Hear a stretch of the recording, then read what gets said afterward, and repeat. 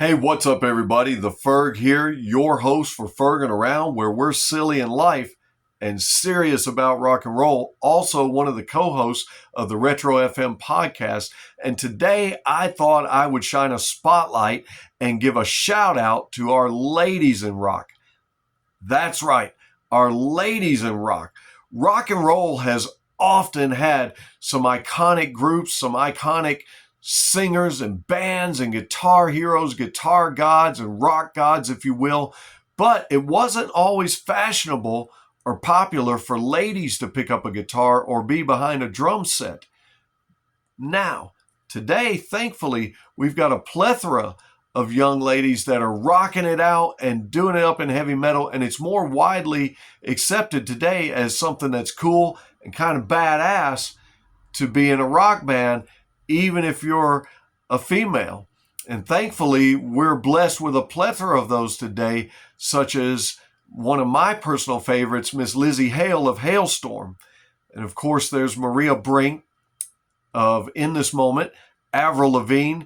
We've got Dorothy, Nita Strauss. You've got Sophie Lloyd, who's just absolutely amazing. All these young ladies are amazing. Jen Ledger on drums for Skillet. Absolutely amazing, deserves a lot of credit. And of course, in the blues genre, Miss Samantha Fish, who does a fine job. Now, it's often been widely accepted and often been popular that females are great vocalists.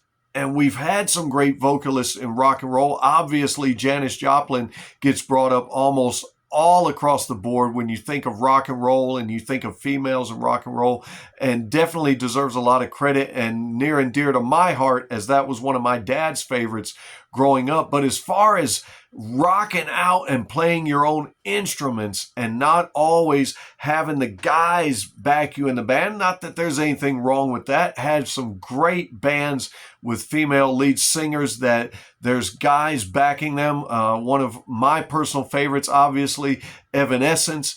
But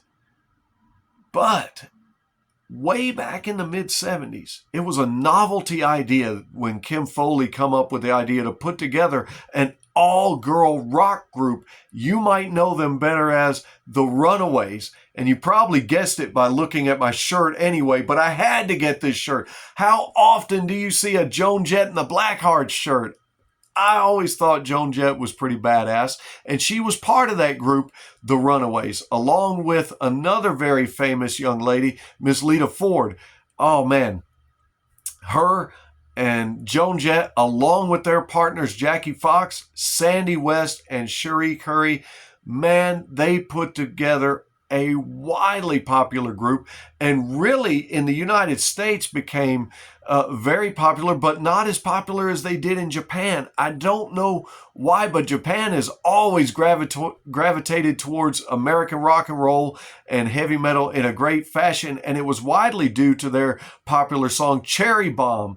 I'm sure you've heard it, and there may be some songs I mentioned for you today that you've not heard or you've heard many times and you want to go back and listen again. Maybe it take you back. But if you're new to the scene, if you're new to some of our ladies of rock and roll, check out some of these songs by the Runaways. Some of them are a little bit softer and maybe a little more poppy, and some of them actually get kind of hard rocking, which is what we like, and that's why we respect these ladies. Songs like Neon Angels on the Road to Ruin. You don't hear that one on the radio. Not much around here anyway, and you might have back in the day, but not around here on your classic rock radio. That one's pretty heavy. It's pretty cool, and I think you should check it out. Queens of Noise. I think you guys would love and appreciate that one. Give that one a try. And of course, Black Leather. That really, when you think of Joan Jett or Lita Ford, you obviously think of Black Leather. Check that song out. Put it in your listening library and crank that one up. Getting Hot. It's almost getting hot around here as springtime has kicked in and we're out of that cold weather. And what greater time to check out Getting Hot by the Runaways. Now, you may know some of these other ones like School Days, Waiting for the Night, California Paradise, Rock and Roll, Take It or Leave It, born to be bad, and those ladies were born to be bad, and bad in a good way. Now, unfortunately, during those times, as great as they were on their instruments as drummers, rhythm guitarists, lead guitarists, vocalists, bass guitar players, there's always been something in life and in rock and roll and just in marketing altogether that these ladies were seen as something of a sex symbol, and that kind of goes along with the territory. Unfortunately, thankfully, a lot of things have changed, and there's a lot more respect toward ladies nowadays than what there used to be. But back in those times, whenever they'd do a photo shoot or a concert or go anywhere out and there's all the girls together, you can only imagine that young men and boys and grown men everywhere were paying them a lot of attention. And for some reason, even in advertising, even to this day, there's something about putting a beautiful model or a pretty woman, regardless of her size or age nowadays, but if she's pretty, it seems to sell your products. We use ladies to sell cars and all types of things, but getting away from that a little bit, if you dive a little bit deeper and listen to the lyrics and listen to the instrumentation, I think that you might be inspired. I think that you might actually take a liking to what you're hearing. But I got to admit, myself, even as a young preteen boy and a teenage boy, I'm not going to lie to you guys. I'm as much a man as anybody else. And I would be lying to you if I didn't tell you, as a preteen and as an early teenage young man, the first time I saw a blonde-headed bombshell named Lita Ford on my MTV playing songs like Kiss Me Deadly and Back to the Cave, oh man, I was blown away. What could be more sexy than a blonde bombshell wailing away on guitar? And that's one of the things that Lita and Joan Jett and some of these other ladies made sure to do in their videos and when they got up on stage, was to make sure that everybody saw that they were the ones playing the guitar. They wanted to get the credit for being the instrumentalist, for being the musician, for being the artist, because it would be easy to blow them off and say, oh, well, it's the guys in the backup band. It's the guys that are really doing it. No, these ladies could really play. Every one of the Runaways could play their instruments, and you damn sure better believe Lita Ford and Joan Jett could play their instruments. And I'm telling you, I'm glad that they did. We're better off for it.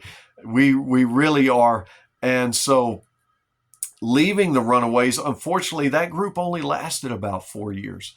And so having put out a lot of great material, you may have to deep dive and look them up on YouTube. You may have to do some deep diving into your streaming services and investigate those songs. Go back and listen to them, and then do as I did and jump in on the 80s train there and look at some of Lita Ford's material. I was blown away as a young man, and I'm still blown away because she's always been very metal. She always took a metal approach. Now, obviously, they tried to gear some of her songs more toward a poppy style, but she could have gained no greater legendary status and notoriety with hard rock and heavy metal fans than when she partnered with none other than Ozzy Osbourne to do Close My Eyes Forever. I'm sure you've heard that one, but if you haven't, it's worth a listen. You go back and listen to it, and it is established now as a hard rock and metal classic, earning her some of the greatest credit amongst the rock and roll and heavy metal groups out there, and she deserves it. There's other great songs that she did, like Shot of Poison. Oh, man, love that song. Absolutely love that song. And I like the song that she did with Tony Iommi of Black Sabbath. We're speaking of Ozzy. She did a song called Dress to Kill that I think is well worth a listen. You guys should go check that one out. Check out Living Like a Runaway.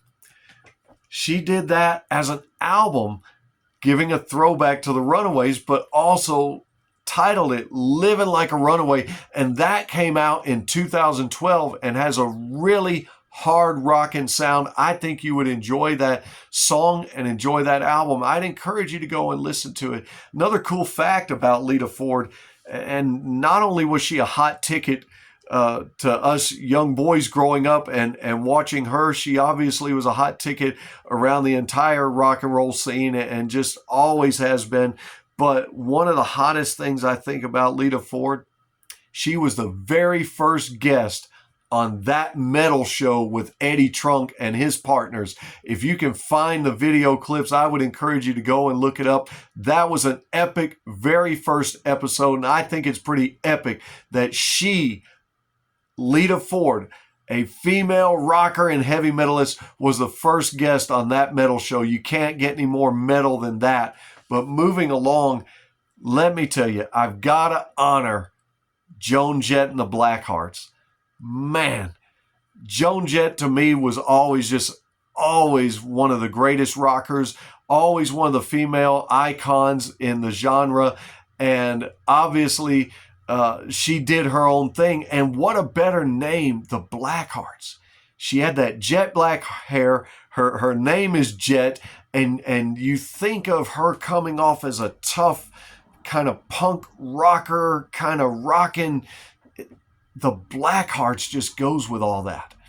Just goes so well and kind of gives her an edge. You know, she's no push around, sissy, prissy, pansy, the young lady. No, she's a hard rocker, a punk hard rocker, and she's going to give it to you straight. And man, songs like I Love Rock and Roll, songs like I Hate Myself for Loving You, songs obviously like Bad Reputation. And if you watch the video to Fake Friends, I think it's interesting that there's a movie marquee in the background that has the Runaways on there, as unfortunately that band fell out over several differences they had with one another, but the music still stands. And Joan's music definitely still stands. I love her cover of Crimson and Clover. Growing up, my dad often listened to Tommy James and the Shondells, and that was one of their great hits. I love that Joan Jett chose to do that one. And not only that, she chose to cover AC/DC's Dirty Deeds. You ought to go and listen to that one and check out her version of that one. Another song, You Don't Own Me. That's absolutely right up her alley, right up the alley of Joan Jett and having a name like the Blackhearts. You Don't Own Me. I'm myself. I'm doing my own thing. I'm rocking out. You can't tell me what to do. Don't you dare tell me a girl can't play guitar and be pretty awesome at it. Oh no. Don't you dare I'm tripping up on my words. Don't you dare tell Joan Jett that. Hey, glad I tripped up a little bit and got to laugh about it. That's part of ferging around. And that's what we do here on this channel. We ferg around and get silly, but we get serious about rock and roll. And I want to tell you seriously about this one too. Another song that I really like that Joan Jett did that you should go and check out. And you may have heard it recently. If you watched the Cruella movie, you heard a more heavier version of I Want to Be Your Dog. Love that one. I love the version they did on the Cruella movie. I thought it rocked. I thought it was badass, and I think you guys need to check it out. And that's what I wanted to do today. Even though I'm fumbling over my words a little bit, I wanted to just kind of highlight these ladies and ask you to go and check out some of their greatest songs, some of their greatest tunes, some of their greatest albums. And man, let's show respect for our rockettes, our ladies in rock and metal that are doing it their way, doing it with their style, and bringing something great to offer to rock and rollers, metalheads, and blues lovers like me and like you. And I'll tell you what, no matter what they say, you can't give a...